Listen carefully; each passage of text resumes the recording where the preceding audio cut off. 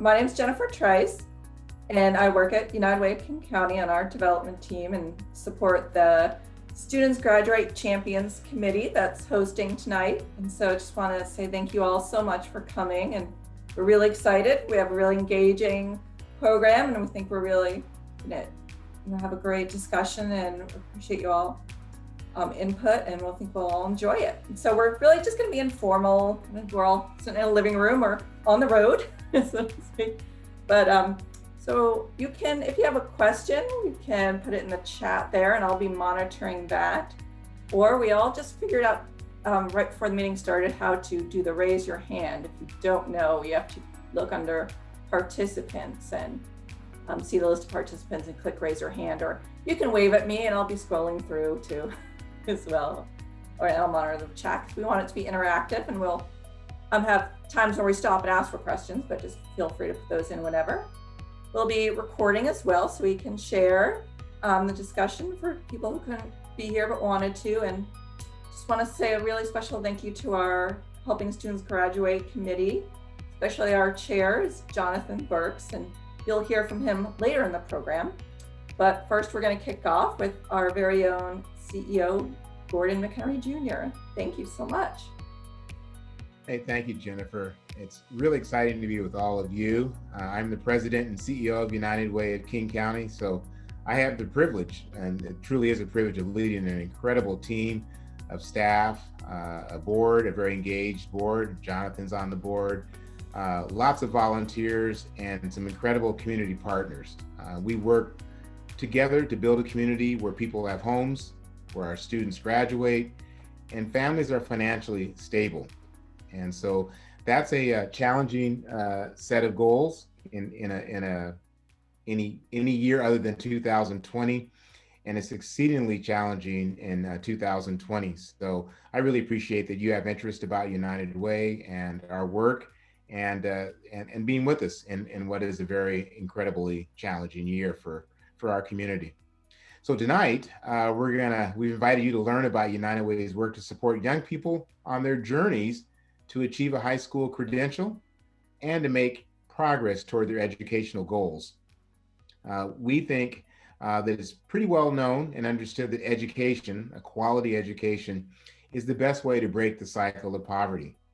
Getting a good quality education, it creates a pathway to living wage and family wage careers, which are important for all people, but especially important in a high cost market like King County.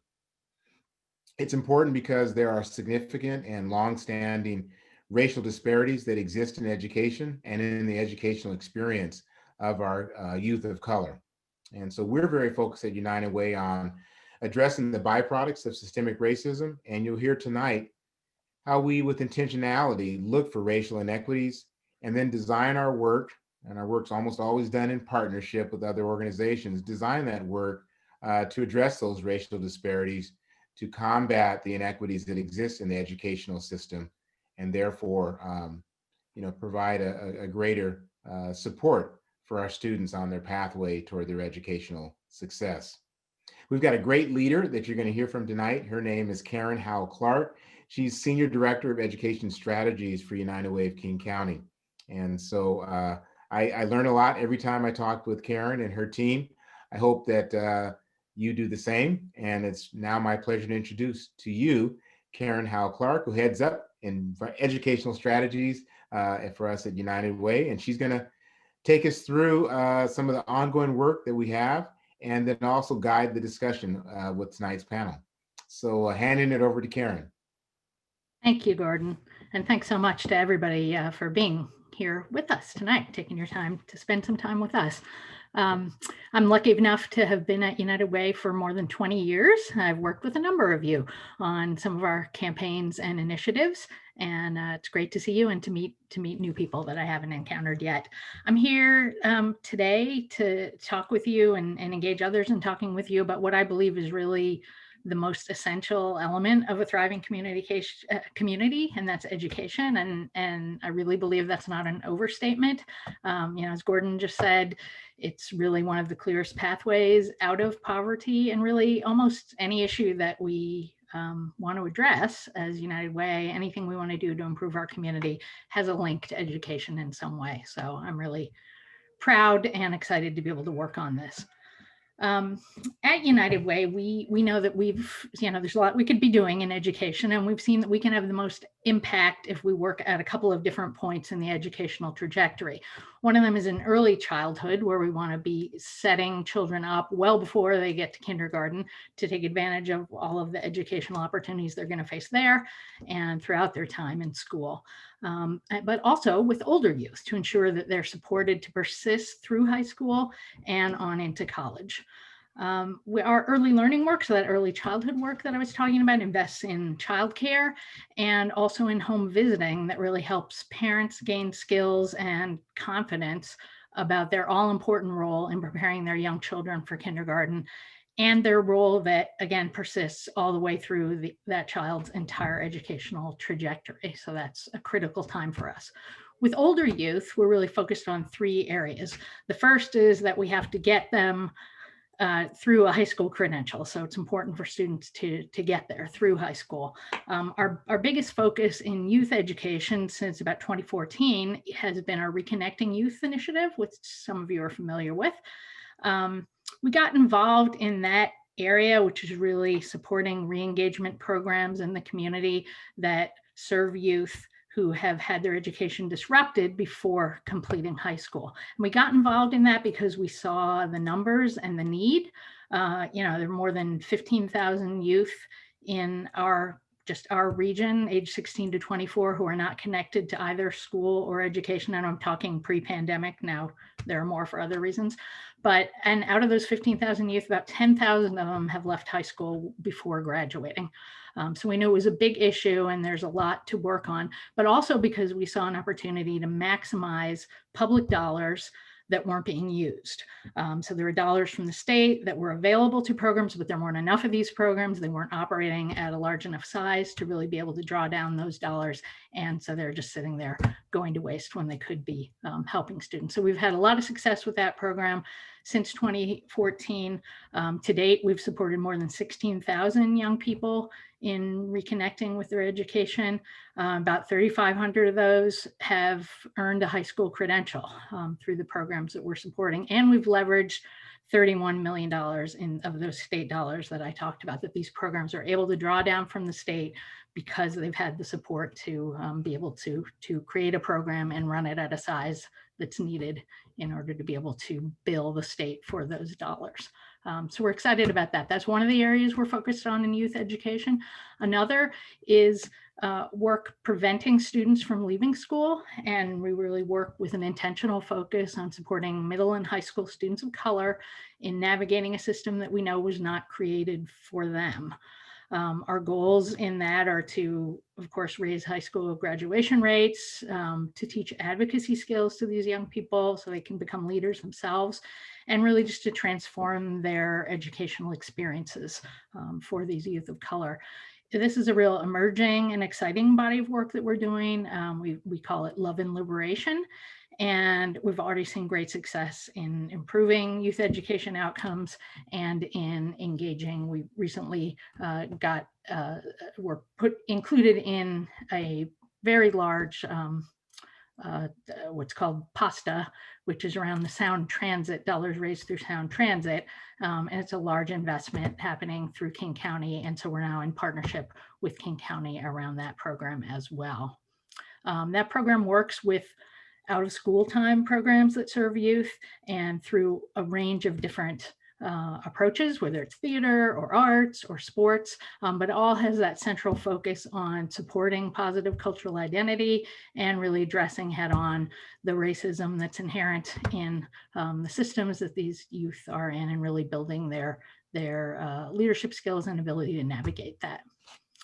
And then our third and final area is a program that we have that's located on community college campuses called Bridge to Finish. And that is where we are really focused on making sure that students can persist through college graduation by helping them with their emergency financial needs, connecting them to opportunities to support their basic needs and benefits that they might not be able to access.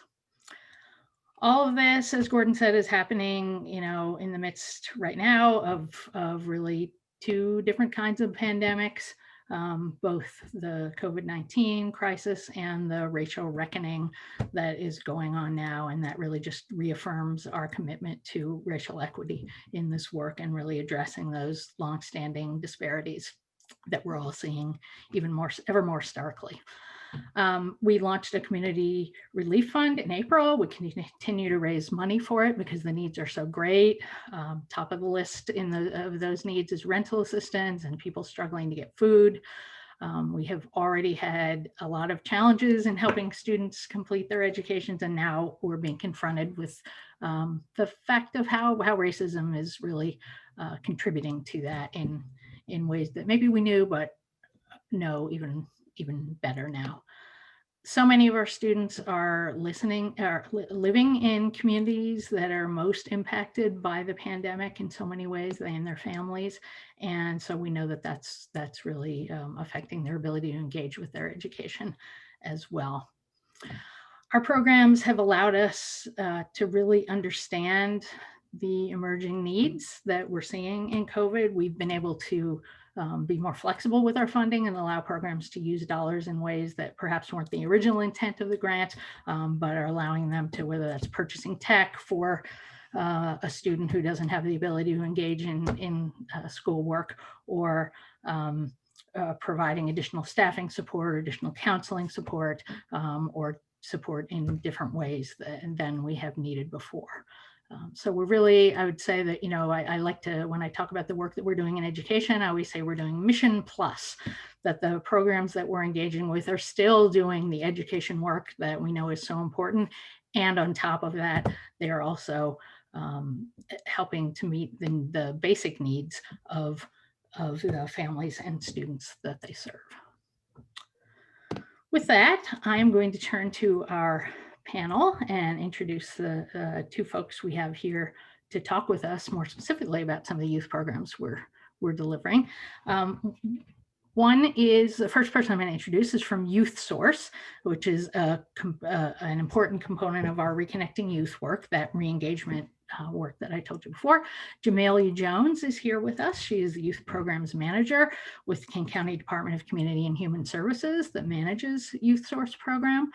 She, before that, worked with Washington Department of Social and Human Services and the Department of Vocational Rehabilitation for about 16 years, but she's been with Youth Source for about 4 now. So welcome, Jamalia. We are really glad to have you here with us and appreciate your time. And then also we have my colleague on the Educational Strategies team at United Way, Ruel Olanday Jr.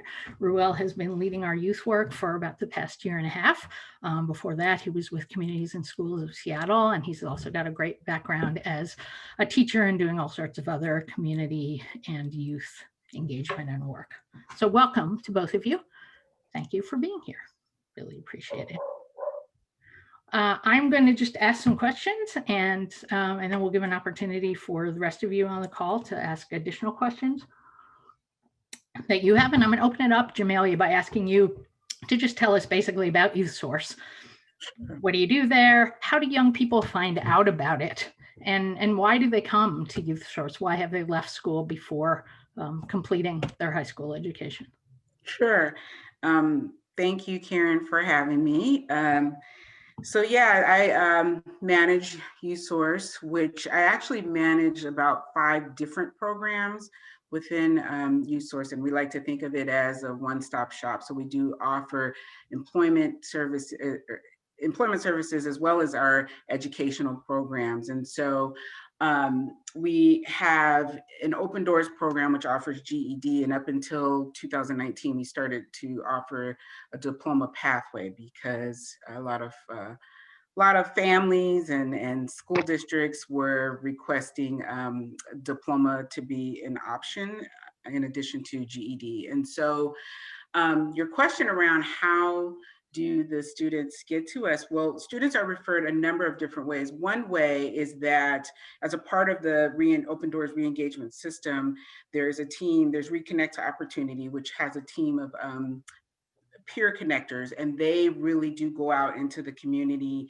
and talk with the various school districts about young people that are, you know, at risk of either dropping out or significantly behind in credits, or just not progressing in a way that, you know, they'll be graduating on time. And so that is one way, but really and truly, we do a lot of work in the community. We have a lot of partners with community agencies and school districts as well. And so people will oftentimes refer young people, and a lot of our young people that come it's word of mouth, because they've had a sibling, unfortunately, they've had a sibling or another family member that went through our program. And so they oftentimes are, traditional school is just not working for them.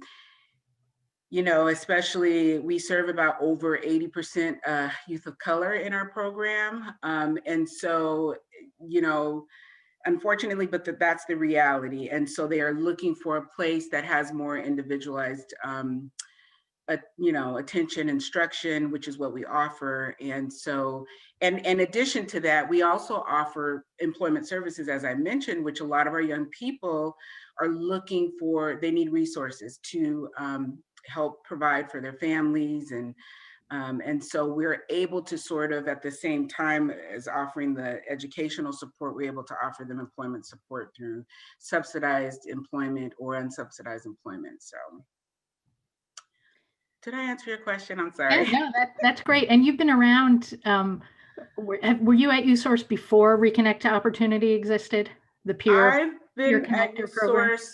USource shortly after. So I've been at USource almost 5 years now, but yeah. Yeah, because I was just gonna ask you to comment on, but I can, about just the difference in that really has made. That's been a huge boost to have that peer connector outreach program. Yeah, it's because they're able to, number one, they are around the same age level as the young people. We serve 16 to 24-year-olds, so they're around the same age level. So they're able to make that connection, and they're able to sort of walk them in the door. Well, at least pre-COVID, walk them in the door. But even during COVID, they're able to make that handoff and connection to us, and they've developed a relationship with the young person. So it's been really critical in having them in terms of getting the young people to our door, because sometimes the schools will refer them, but they don't actually show up. But when they have someone that's actually walking alongside them, it helps tremendously. So. Yeah, great. Thank you. Ruel, so you hear Jamalia talk about students who are coming to USource, and by the way, all the other 15 or so re-engagement programs throughout King County. And with the work that you're doing with Love and Liberation, how does that connect to preventing students from leaving school before they achieve that high school credential, and really helping them confront a lot of the issues that might keep them away from school? Yeah, absolutely.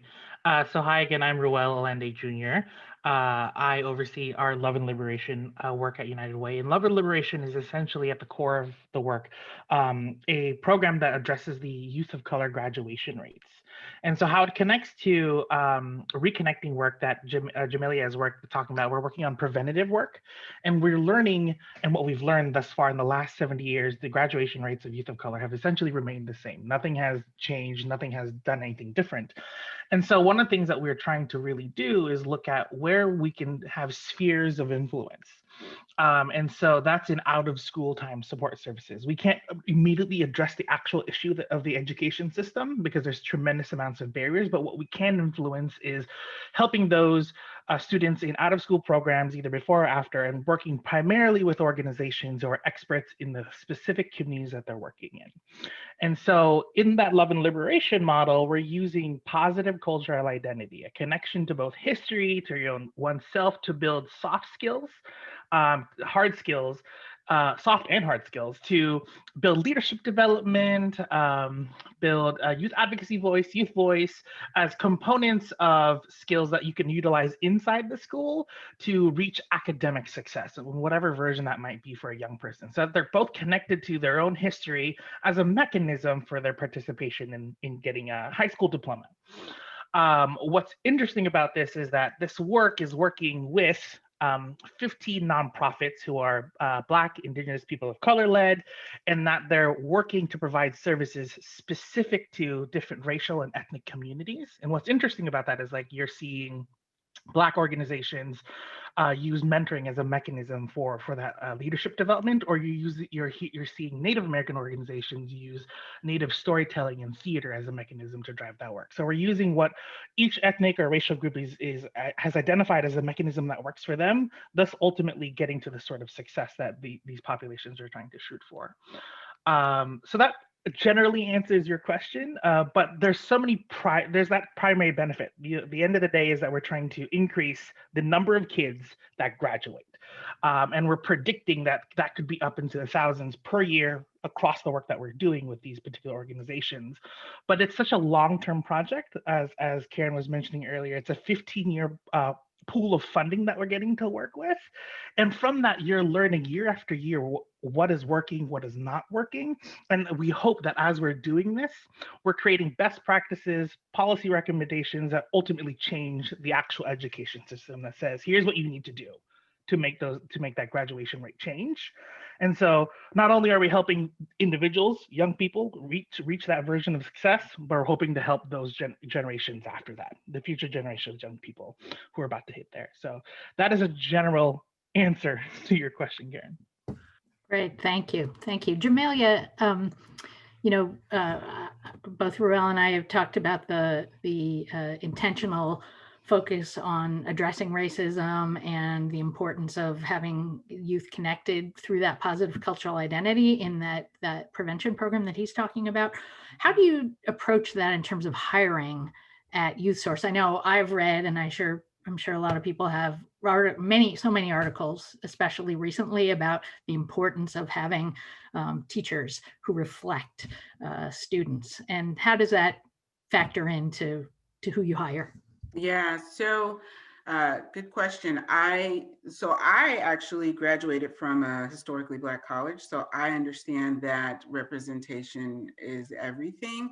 And I think for a lot of our young people who have not had positive experiences in the traditional school system, it's important that when they get to us, that we are receiving them with love and compassion, but also that they are seeing people that have similar lived experiences as them. And so I've been very intentional of hiring staff of color. My staff is about 70% people of color.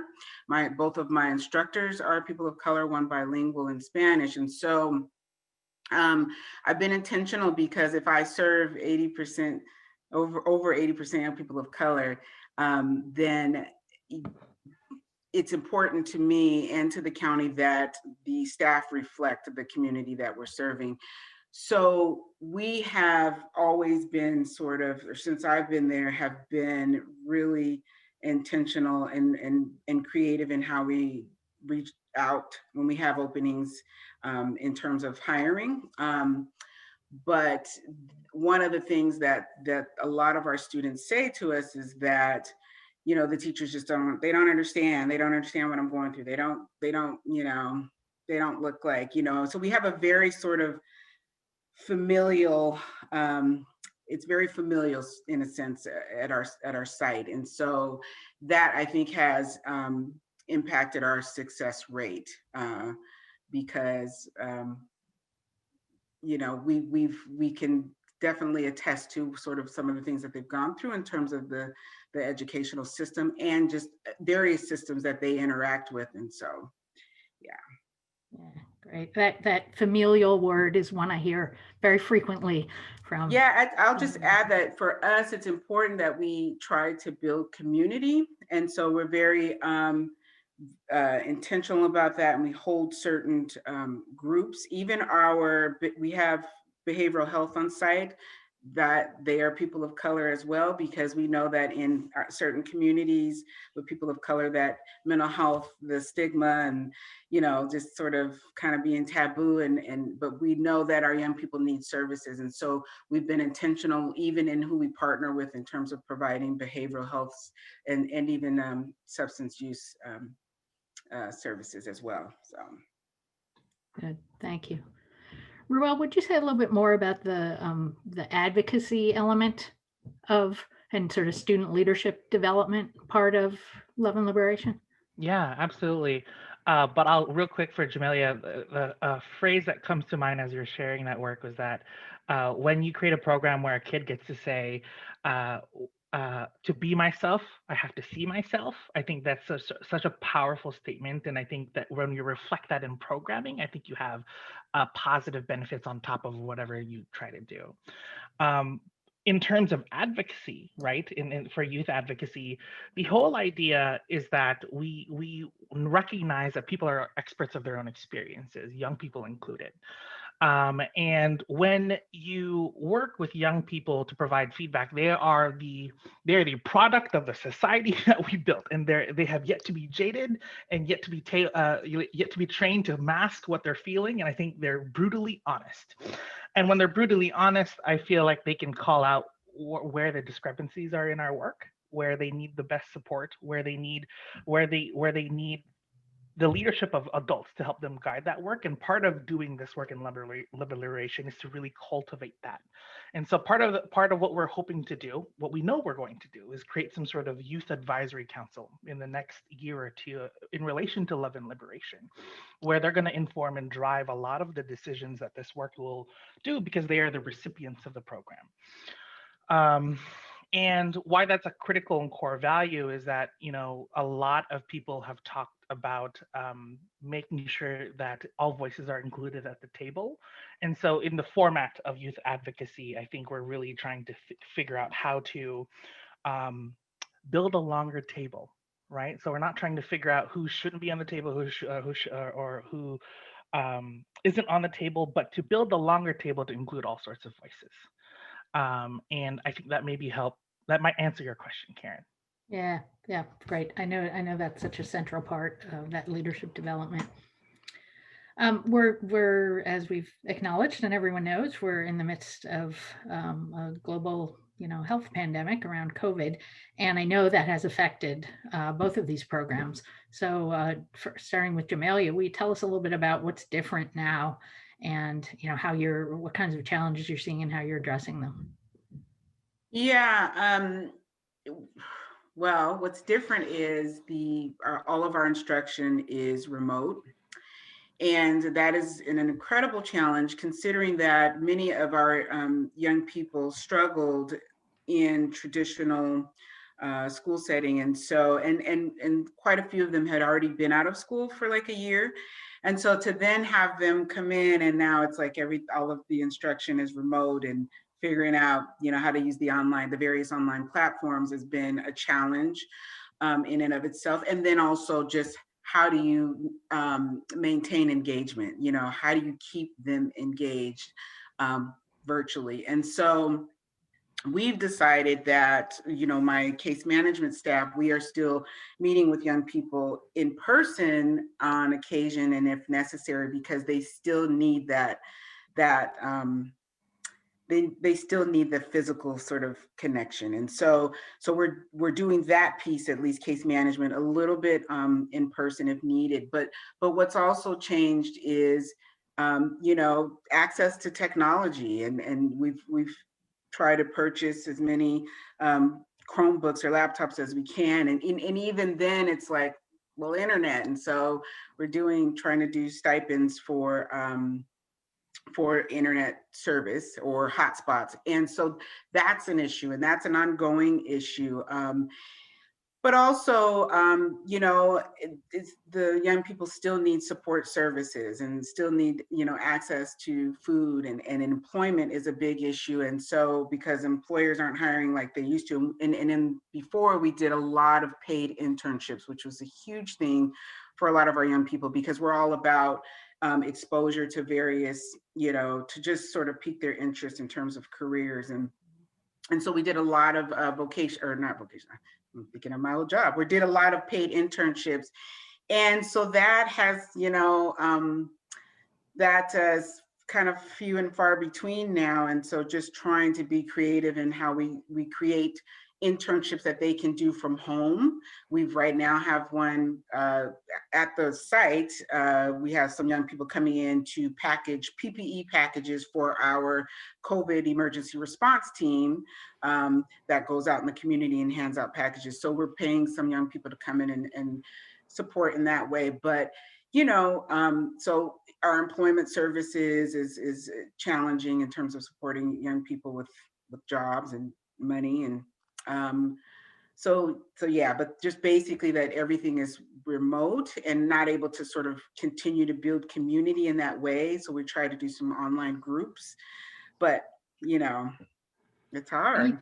Any changes that you've made or had to do that you think you'll continue in a post-pandemic world that have worked out well? I think I don't think we'll ever go back 100% the way we were. I think what we found is that there are a lot of things we can do virtually and remotely, and it works for some young people, especially some young people with a lot of anxiety. I mean, it works for a lot of people, and then there's some young people that it doesn't. So I think we'll always sort of have a hybrid, if you will.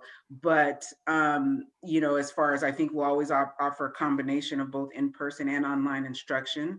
I think there's been a lot of creativity in terms of how some of our work experiences. So we had some young people making masks, sewing masks. We purchased some sewing machines and doing various things that they could do at home, that they could learn virtually at home and then actually do at home. And so we're getting ready to launch a t-shirt making business. And so I think it's always going to be a hybrid now. So there's a lot of creativity that's come out of this.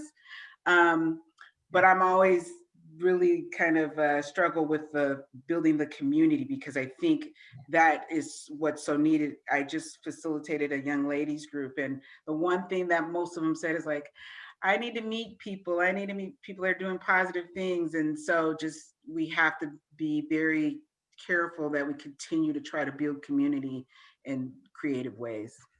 Yeah, great. Thank you. Same kind of questions to you, Ruel. COVID, how's it different? Yeah.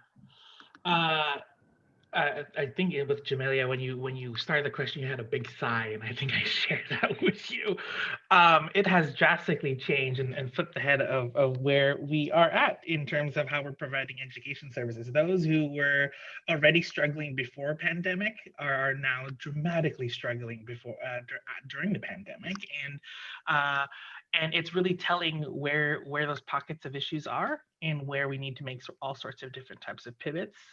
Shifting to the digital format has been both interesting because it has minimized the barriers of participation, because you can participate through your room, but has also increased those barriers of participation based on who has what resources, right? And it's very clear when you're joining in these meetings how young people are actually seeing poverty behind the screen, right? And seeing poverty behind your house, and who does what and who sees what. But we're seeing that some of the biggest issues are actually not related to education at all. It's the support services that round out how people show up to school. So we're seeing people and families have to modify the day-to-day lives because they're not going to school, they're not getting their regular meals, childcare has changed, parents have lost jobs, so on and so forth.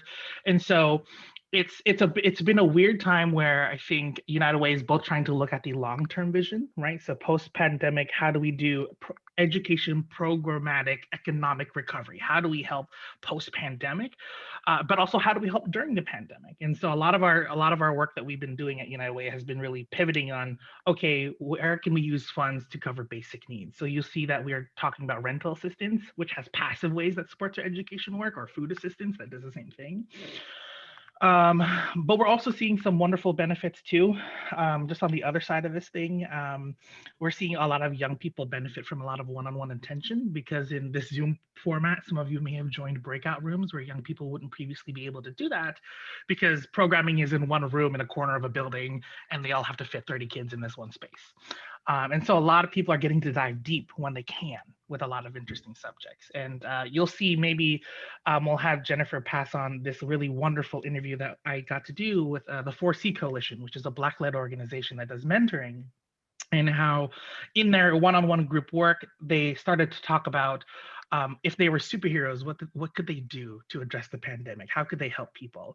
And they really leaned in on it. And so these young people have created stories and started to digitize their storytelling into comic books, and to talk about ways that them as young youth leaders in the form of love and liberation are trying to really address what are the core issues of what's happening, and where we can start as adults to addressing that part. And so it's two sides of the same coin. You're seeing really positive benefits, you're seeing really tough changes, but it's hard not to think about those who are the furthest from justice, furthest from support, in the ways that we at United Way need to think about how we can help now and how can we help later. Because I think most of the work that we're doing right now is really magnificent and wonderful. I think the heavy lift is once this pandemic is done. And so we're I think really thinking at United Way how to prepare for that conversation, which is an interesting time. And I think a lot of people, Jamalia included, are really trying to figure out what that will look like. Great, thank you. Now that we've primed the pump a little bit with some questions for the panel, what other questions do you folks have?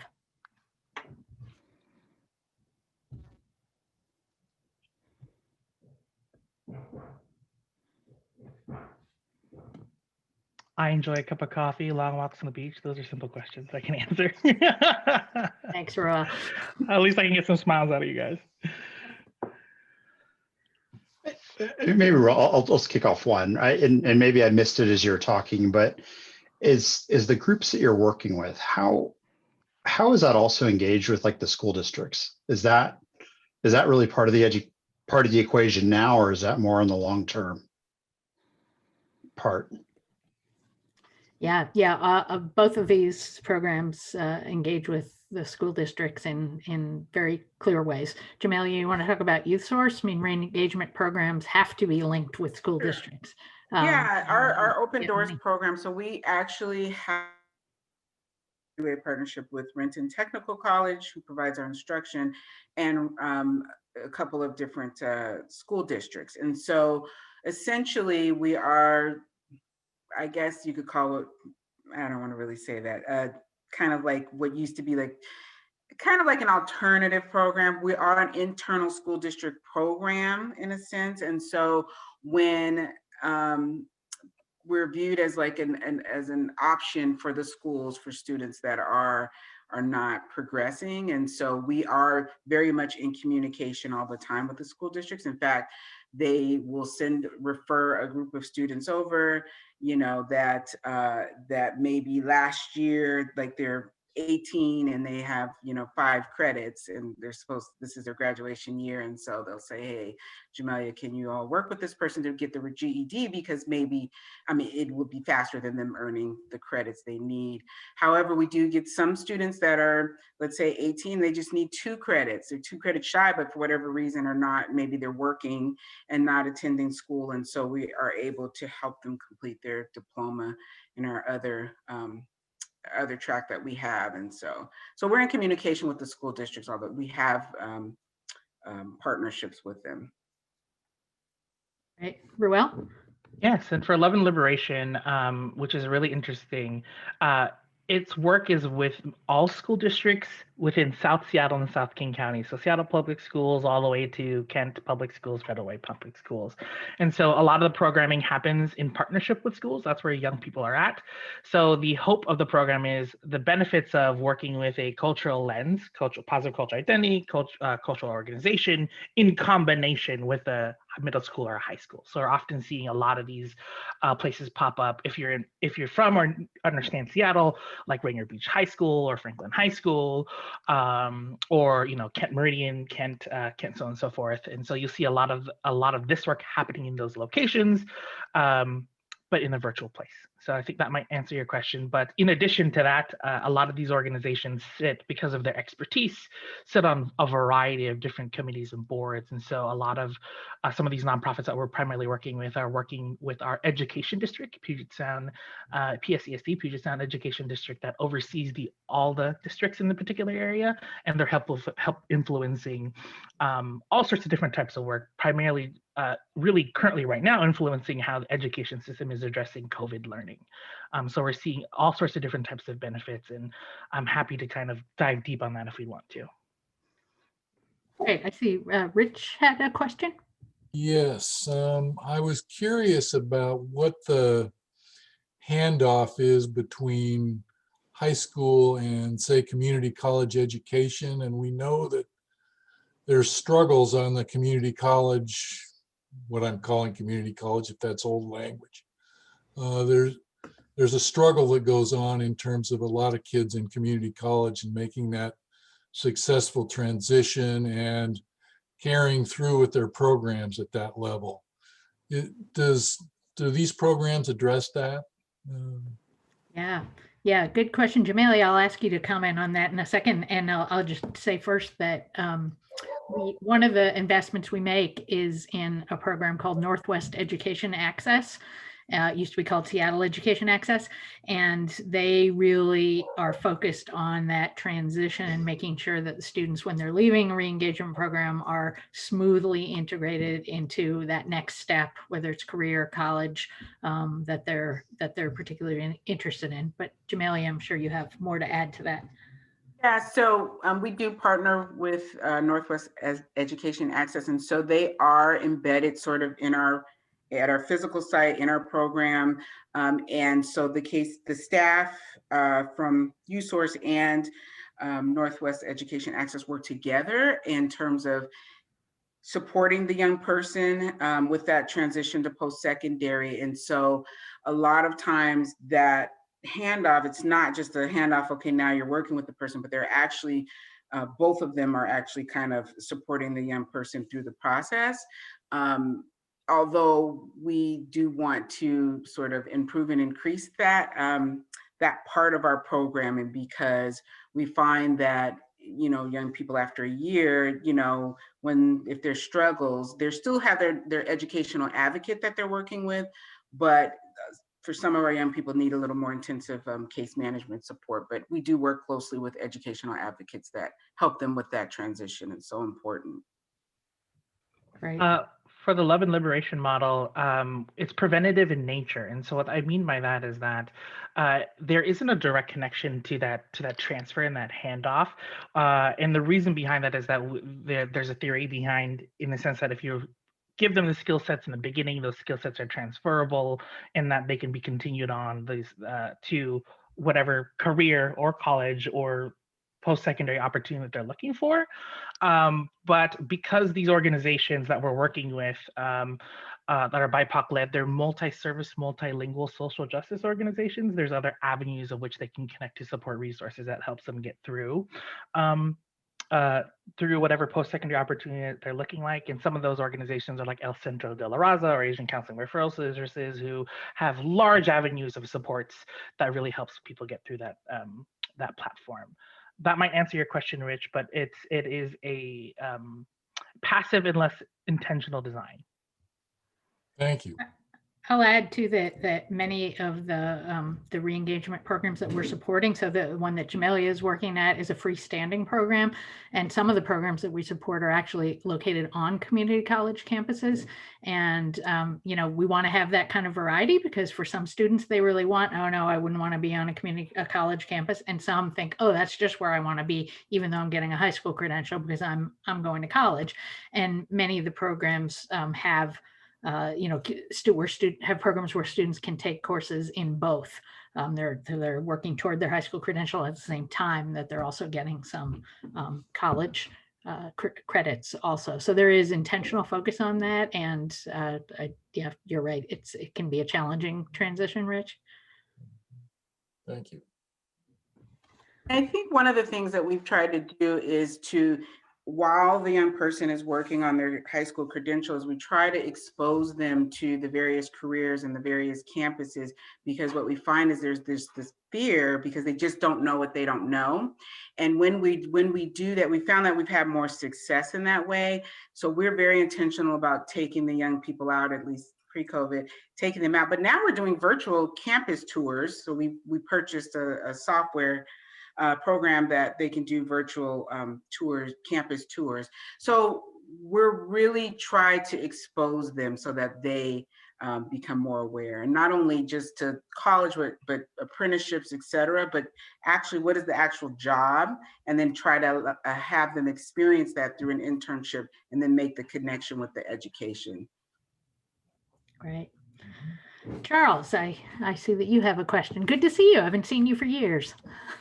Yes, Karen and Sarah, it's been a long time since I was on the board, but 2014, but that's when we started this program, and I'm so excited. I want to congratulate both of you and lots of other people. This program, when we started, was just what you call phase one, but now phase one has done incredibly well, obviously, but there's now phase two and phase three, and we're really going after the whole problem and the whole person as opposed to just part of the problem. But what I wonder is, you started with 16,000 students we'd been working with, and 3,500, I think you said, Karen, had either got their GED or high school diploma. But how do we measure success in this program though? Because I get the sense that it's not just about the GED and finishing the high school diploma, although that's incredibly important. Obviously, the 16,000 less the 3,500, we've still achieved a lot with them. What's the outcome we're looking for? Is it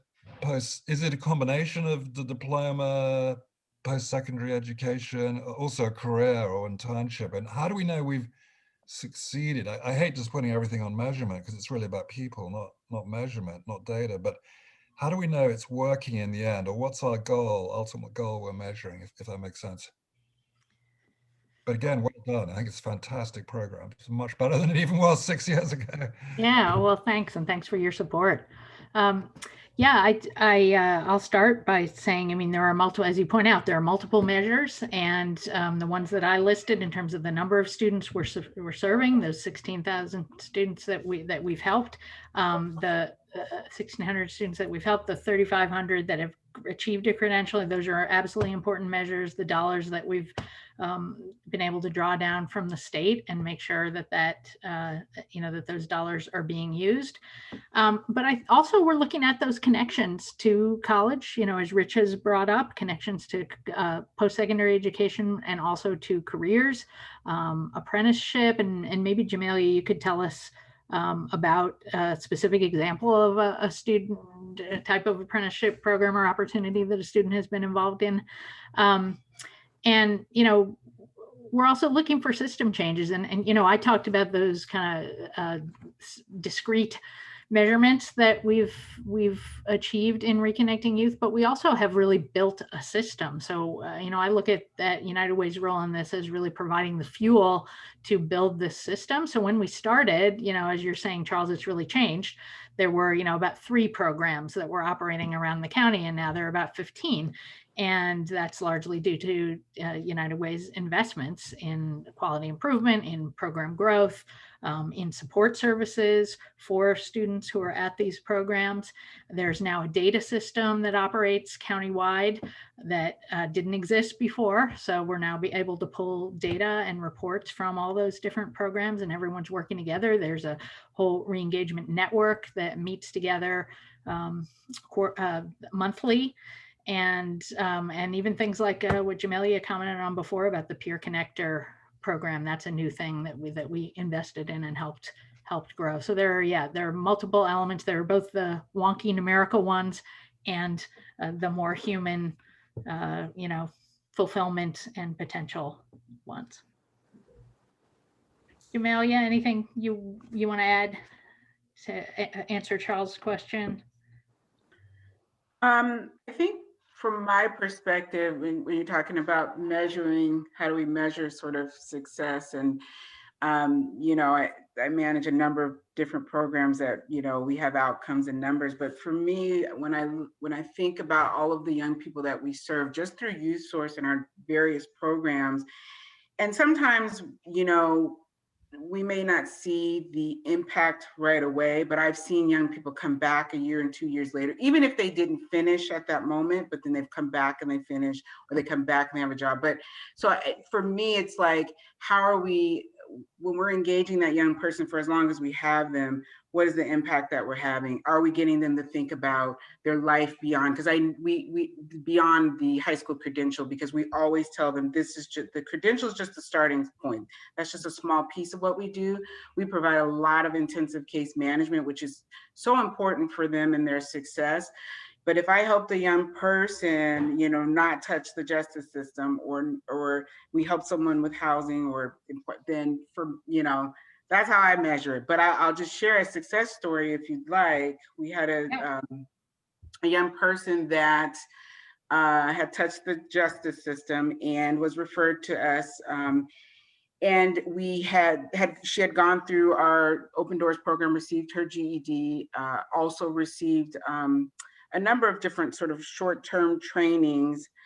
She had worked for some time as a flagger and did really well, but her ultimate goal was to become to work in the justice system as like a probation officer.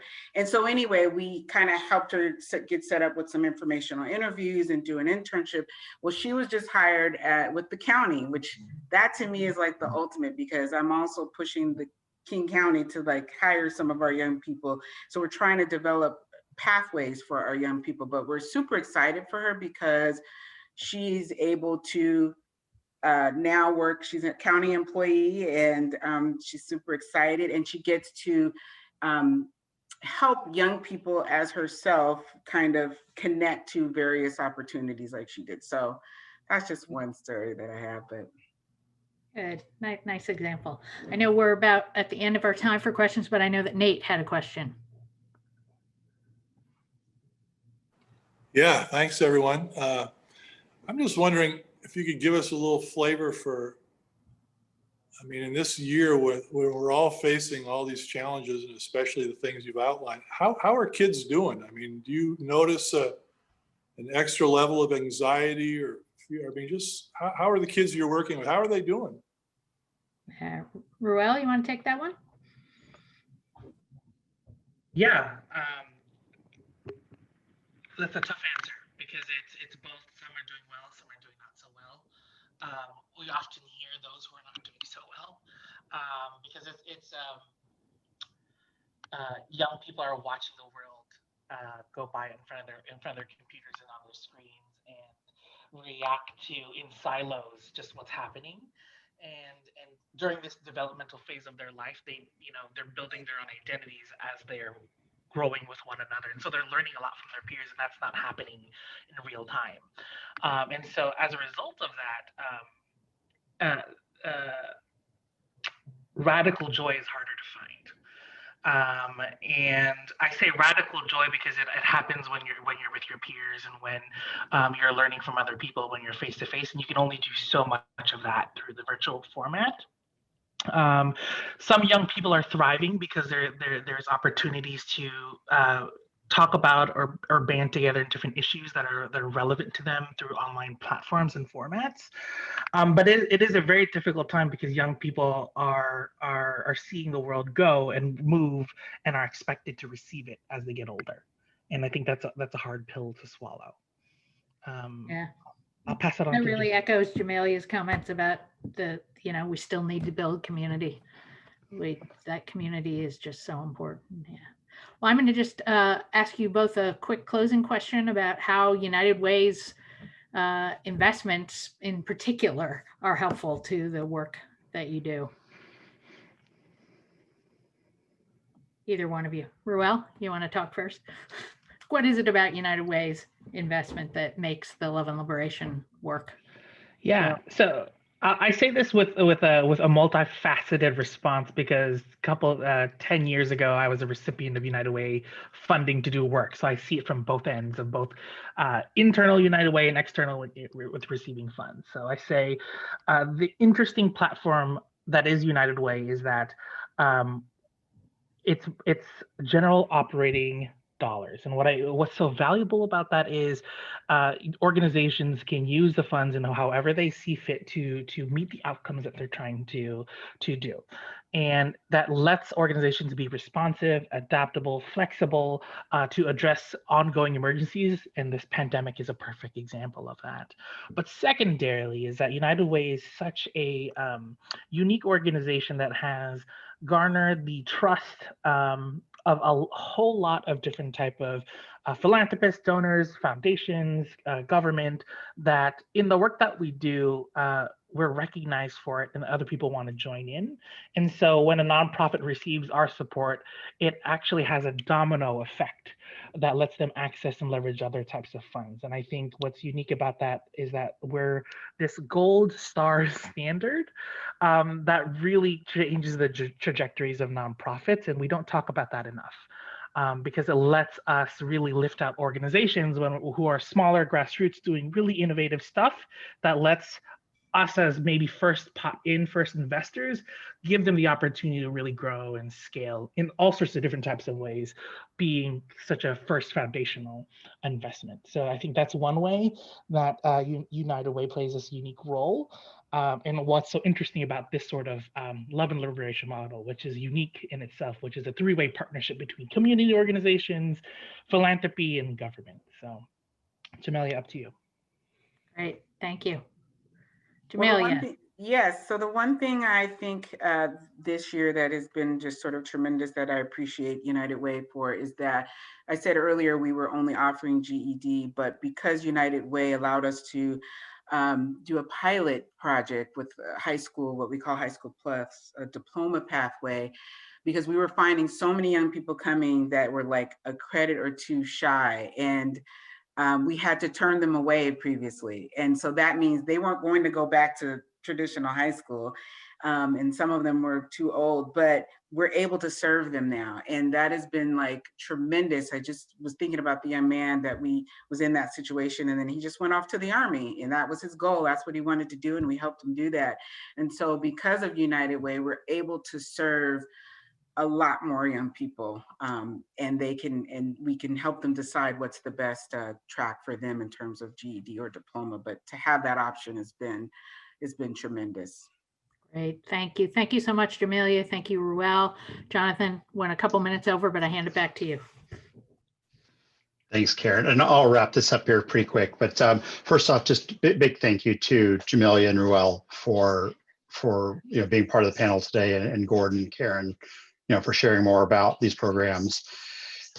This is, the Students Graduate Champions Committee is out here to try to help, bring in the funds to make these things possible. And I'll say, for me, being a longtime United Way volunteer and champion donor, what amazes me and what I heard here today is 2020 has this massive number of challenges. But when I hear about what Jamalia is doing, what Ruel is doing to their programs, the entrepreneurship, and I don't know other way to say it, entrepreneurship, and just kind of the creativity and the ingenuity, is amazing to me. And to see that out of the United Way, I think is a big piece as well. And I love that I can be part of that. And, the Students Graduate Champions Committee is looking for people to help join that as well, to donate, in part, certainly we look for larger donors. The Champions group at United Way is for people who donate over 10,000, but we're also looking for any type of donation and just engagement, because this is pretty incredible work, and I'm certainly proud to be part of it. And would love to have these people, people on the call today, your friends, join us for other briefings. Happy to talk with you one-on-one as well to United Way, and please reach out, because we'd certainly like to have you part of this great work that's going on to help our community in a time of big need. So thank you all for joining today, and appreciate your time. And I wish you well in the It's 2020 lottery that we're all facing. So again, please reach out, and there'll be a little pop-up poll after this too to get some feedback here. And I wish you all a great evening.